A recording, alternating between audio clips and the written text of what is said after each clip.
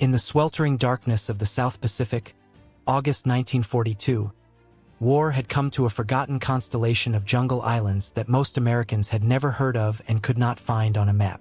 The Solomon Islands, a scattered chain of volcanic peaks draped in impenetrable rainforest and surrounded by waters so deep they seemed to swallow light itself, had become the newest and most desperate battlefield of World War II. Guadalcanal, the largest of these islands, was now ground zero in a struggle that would determine the fate of the Pacific, and on the night of August 8th and 9th, the waters around a small, unremarkable island called Savo would become the stage for one of the most catastrophic naval defeats in American history. A night when darkness itself became a weapon, when confusion and exhaustion proved as deadly as any torpedo, and when the price of underestimating an enemy would be paid in fire, steel, and the lives of over 1,000 men. The story begins not with the battle itself, but with the audacious gamble that made it necessary. On August 7th, thousands of United States Marines stormed ashore on Guadalcanal and the neighboring islands of Tulagi and WW2 in the first major Allied offensive operation of the Pacific War. The objective was simple in concept but staggering in implication. Seize the partially completed Japanese airfield on Guadalcanal before it became operational, denying the enemy a base from which they could threaten the vital supply lines between America and Australia. The landings, to the surprise of nearly everyone involved, had gone relatively smoothly. Resistance on Guadalcanal was light, the airfield was captured almost intact, and for a brief, intoxicating moment, it seemed that perhaps this would be easier than feared. But this was illusion, a dangerous mirage born of the enemy's temporary absence, and in the headquarters of the Imperial Japanese Navy at Rabaul, nearly 600 miles to the northwest, Admiral Gunichi Mikawa was already preparing his response. Mikawa was no stranger to the demands of naval warfare. A career officer who had risen through the ranks of the Imperial Japanese Navy, he understood that speed and decisiveness were everything in this war of vast distances and limited resources. When word reached him of the Allied landings, he did not hesitate, did not convene lengthy conferences or wait for permission from higher command.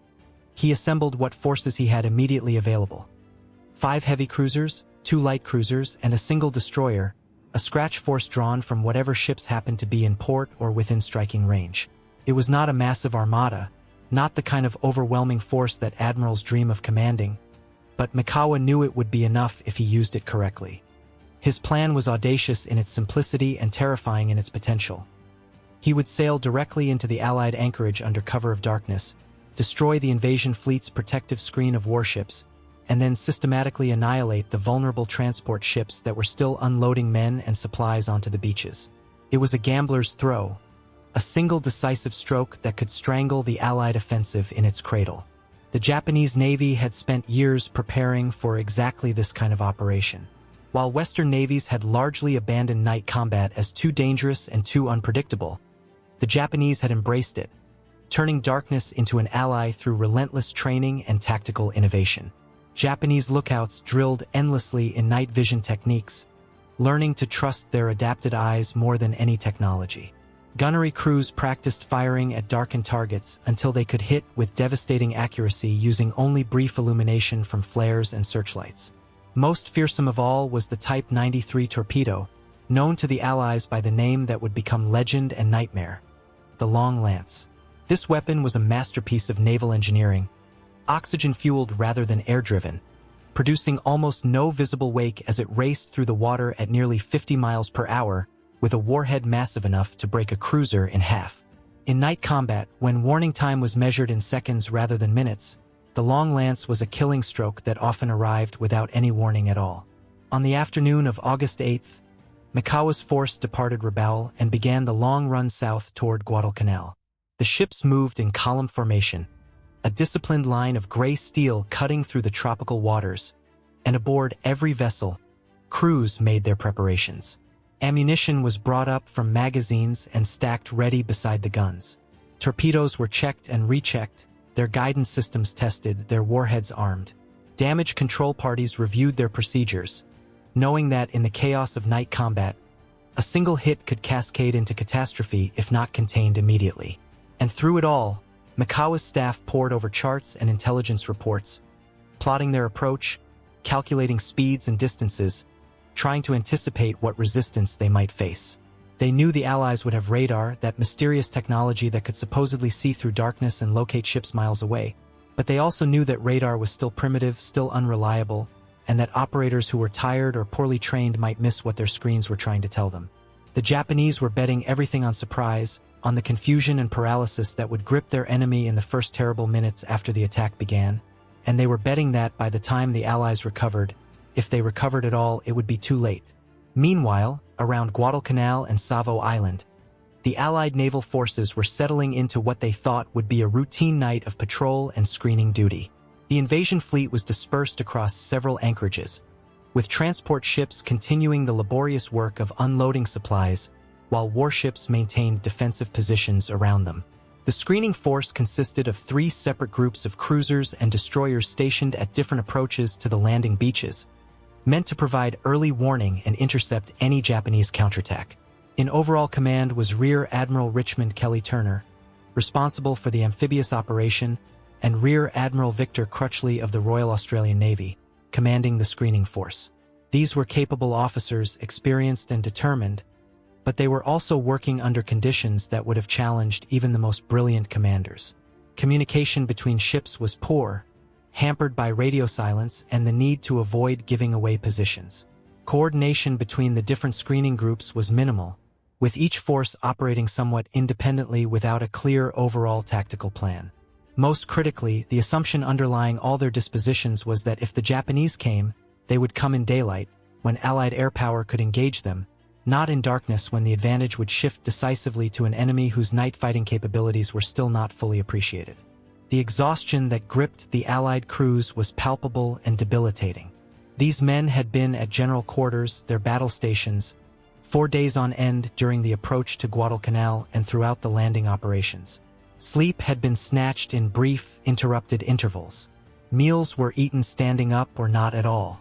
The tropical heat was merciless, turning the steel compartments of the ships into ovens where men worked stripped to the waist, their bodies slick with sweat, their minds dulled by fatigue. Radar operators stared at glowing screens until their eyes burned, trying to distinguish real contacts from the sea clutter and weather interference that constantly plagued the early systems. Lookouts peered into darkness so complete it seemed solid, watching for threats they could barely imagine. And through it all, there was an underlying sense of security that would prove tragically misplaced, a belief that the Japanese would not dare attack into the teeth of such a concentration of Allied naval power, and that if they did come, there would be adequate warning, time to prepare, time to respond. That warning did come, but it came fragmented and unheeded, a series of isolated observations that never coalesced into recognition of the danger rushing toward them through the night. In the afternoon of August 8th, an Australian patrol plane spotted Mikawa's force and reported it, but the report was delayed in transmission, and when it finally reached Allied commanders, it was misinterpreted. The sighting was thought to be of a much smaller force, perhaps just a few destroyers or seaplanes, not a major surface action group intent on attack. Additional sightings were made as darkness fell, but these too failed to trigger the alarm that should have sent the screening forces to full alert. Part of the problem was institutional. The Allies were simply not prepared psychologically for the kind of aggressive, high-risk operation that Mikawa was executing. The assumption was that the Japanese would be cautious, that they would wait for more information, that they would not throw their ships into a night battle in restricted waters against an enemy of unknown strength. This assumption, this fundamental misreading of Japanese doctrine and determination, would cost the Allies dearly in the hours to come. As midnight approached and then passed into the early hours of August 9th, Mikawa's force entered the waters north of Savo Island, moving at high speed now, crews at battle stations, every man tense with the anticipation of combat.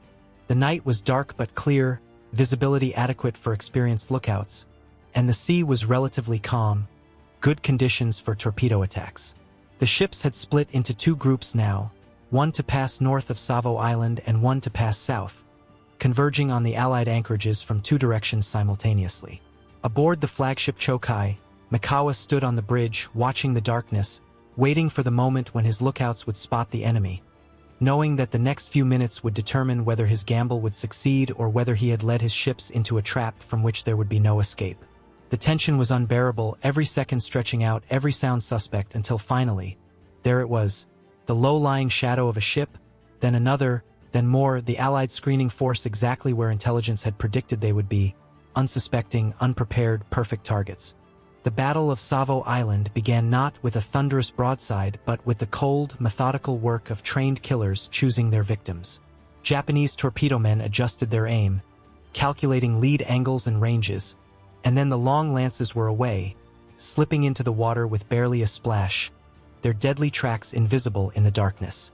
On the bridges of the Allied cruisers, officers peered into the night, some with a vague sense of unease but none with any real comprehension of what was about to happen. Radar screens were blank or cluttered with returns that operators had written off as land echoes or weather. Lookouts saw nothing because they were looking in the wrong directions or at the wrong distances or were simply too tired to process what their eyes were telling them. And then, in the span of heartbeats, everything changed. The first torpedo struck USS Canberra, the Australian heavy cruiser, a devastating underwater explosion that ripped into the ship's engineering spaces, killing the engine room crews instantly and leaving the ship dead in the water, powerless and already doomed. Almost simultaneously, Japanese searchlights blazed on, brilliant cones of white light pinning the Allied ships like insects on a board, and the guns opened fire. What followed was not a battle in any traditional sense but a massacre, a one-sided slaughter executed with clinical precision. The Japanese had achieved complete surprise, complete tactical dominance, and they exploited it without mercy. Salvo after salvo of 8-inch shells crashed into the Allied cruisers at ranges so close that gunners could hardly miss. USS Chicago, one of the few ships that managed any kind of response, was hit but survived, staggering away into the darkness more by luck than by any tactical acumen. USS Canberra, already crippled by the torpedo, was pounded by shell after shell, fires erupting across her superstructure, her crew fighting desperately to save their ship but knowing it was hopeless. To the north, another group of Allied cruisers, USS Vincennes, USS Astoria, and USS Quincy, suddenly found themselves illuminated and under fire from multiple directions at once, caught between the two prongs of Mikawa's force with nowhere to run and no time to organize a coherent defense. Aboard USS Vincennes, the confusion was total. Captain Frederick Reefcoal, awakened from sleep by the sound of gunfire, raced to the bridge trying to understand what was happening, demanding information that no one could provide because no one knew. Lookouts were shouting contradictory reports, radar was useless, and the ship was already being hit, shells tearing through thin armor plating, starting fires, killing men. Reefcoal gave the order to return fire, but at what? The searchlights were blinding, making it impossible to see anything beyond them, and in the chaos and terror of those first minutes, some American gunners actually fired on other American ships, adding friendly fire to the nightmare unfolding around them. USS Astoria managed to get off a few salvos that actually hit one of the Japanese cruisers, but it was a pinprick against a tiger, and the return fire was overwhelming. Shells smashed into Astoria's bridge, killing or wounding most of the command staff, and more shells penetrated to the ammunition handling rooms deep in the ship's hull, setting off secondary explosions that tore the cruiser apart from within. USS Quincy, perhaps the unluckiest of all, found herself under fire from 3 Japanese cruisers at once. Shells hitting so fast and in such numbers that the ship was visibly disintegrating even as her crew tried to fight back. Captain Samuel Moore, standing on the bridge wing, was wounded by shrapnel but refused to leave his post, shouting orders even as fires raged around him and the ship listed more and more heavily to port. A torpedo struck Quincy amidships, and then another, and the ship's fate was sealed. Within minutes, the bridge was hit again, killing Moore and most of his staff, and Quincy began her final plunge, rolling over and sinking so quickly that many of her crew had no chance to escape, trapped below decks or dragged down by the suction as the ship went under. The human cost of these few minutes was staggering and would haunt survivors for the rest of their lives. Men died in 100 different ways, crushed by collapsing bulkheads, burned alive in fires fed by ruptured fuel lines, drowned in compartments that flooded too quickly for escape hatches to be opened, killed instantly by shell fragments or more slowly by wounds for which there was no treatment in the chaos and darkness. Others survived the initial hits only to find themselves in water thick with oil, clinging to wreckage, calling out for help that often never came. The sea around Savo Island became a nightmare landscape of sinking ships, floating debris, and desperate men. The water lit by the orange glow of fires and the occasional brilliant flash of an explosion as ammunition cooked off aboard doomed vessels. And through it all, the Japanese ships moved like ghosts, firing, maneuvering, coordinating their attacks with a discipline and efficiency that spoke to years of training and an absolute confidence in their doctrine. Mikawa's flagship continued to direct the battle, allocating targets, ensuring that no Japanese ship fired on another, managing the chaos with the kind of cool professionalism that only comes from extensive preparation.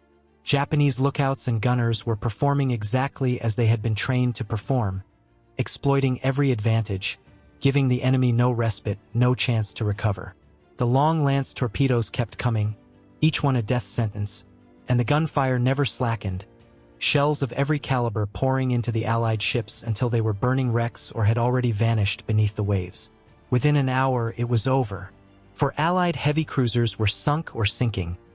USS Astoria, USS Quincy, USS Vincennes, and HMAS Canberra. More than 1,000 Allied sailors were dead, with hundreds more wounded, many grievously. Allied naval power in the Solomons had been effectively destroyed in a single-night action lasting less than 60 minutes. And the Japanese, the victors of this brutal engagement, had suffered almost no losses at all. A handful of casualties, some minor damage to a few ships, but nothing that would prevent them from continuing operations. It was, by any measure, a tactical masterpiece, a textbook execution of night combat doctrine against an unprepared and outmatched enemy. But even as the fires still burned and Allied survivors struggled in the water, Mikawa made a decision that would haunt Japanese planners for the rest of the war and would ultimately prove more significant than the victory itself. The Allied transport ships, the real prize, lay just beyond the battle area, still unloading supplies, virtually undefended now that their screening force had been annihilated. Mikawa could have pressed on, could have destroyed those transports and with them the entire logistical foundation of the Guadalcanal invasion. But he did not. He chose instead to withdraw, to take his battered but victorious force back to Rabaul while he still had darkness to cover his retreat. His reasoning was logical but flawed. He feared that if he remained in the area until dawn, Allied aircraft from the carriers that he believed were still nearby would catch his ships in daylight and destroy them. What Mikawa did not know, could not have known, was that the Allied carriers had already withdrawn from the area, pulled back by their own admirals who were concerned about Japanese air attacks. The very threat that caused Mikawa to abandon his mission did not exist, and the opportunity, the strategic opening that his stunning tactical victory had created, was allowed to slip away. The aftermath of the Battle of Savo Island was grim for both sides, though in very different ways. For the Allies, the immediate problem was simply survival. Warships and what remained of the transport fleet had to withdraw, leaving the Marines on Guadalcanal in a desperate position, cut off from reinforcement and resupply, holding a precarious toehold on an island that was about to become the focal point of months of savage combat. The reputations of several commanders were destroyed, scapegoats were sought and found, and the United States Navy began the painful process of examining what had gone wrong and how to ensure it never happened again. Investigations revealed a litany of failures: inadequate reconnaissance, poor communication, underestimation of the enemy, insufficient training in night combat, radar that was misused or ignored, and most fundamentally, a command structure that had not properly prepared for the kind of fast, aggressive attack that the Japanese had executed. These were hard lessons, written in the blood of dead sailors, but they were lessons that would eventually transform the U.S. Navy into a force capable of defeating the Japanese on their own terms. For Japan, the battle was celebrated as a great victory, and indeed it was, but it was also a missed opportunity of historic proportions. Mikawa had demonstrated that Japanese night fighting tactics could devastate even a numerically superior enemy, but by failing to destroy the transport ships, he had allowed the Allies to maintain their foothold on Guadalcanal. That foothold would become a quagmire, a bleeding ulcer that drained Japanese strength and resources for months, leading to a campaign of attrition that Japan, with its limited industrial base and overstretched supply lines, could not win. The Battle of Savo Island thus stands as a paradox, a brilliant tactical victory that contributed ultimately to strategic defeat, a perfect execution of operational art that failed to achieve the strategic objective that would have mattered most.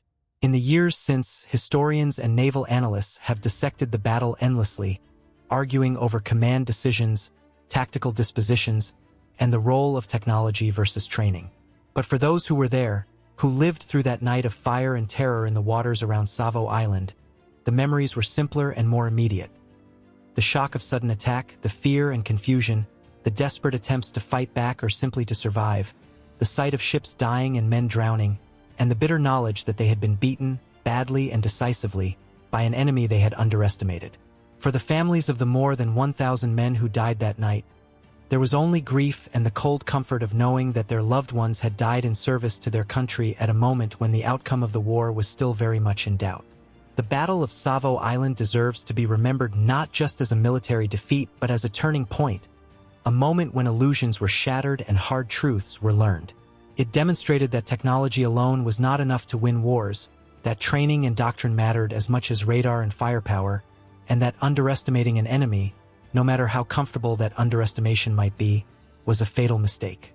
The men who died in those dark waters off Guadalcanal paid the price for their nation's unpreparedness, but their sacrifice was not in vain.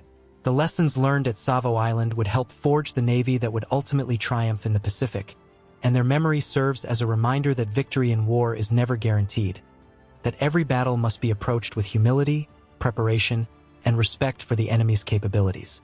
The night of iron and fire at Savo Island was one of the darkest in American naval history, but from that darkness would eventually come the light of hard-won wisdom and ultimate victory. If this story of courage, sacrifice, and the brutal realities of naval warfare has moved you, please consider subscribing to this channel and hitting that like button to help share these important historical narratives with others who value understanding the past. Drop a comment below with your thoughts on this battle, and here's a question for discussion.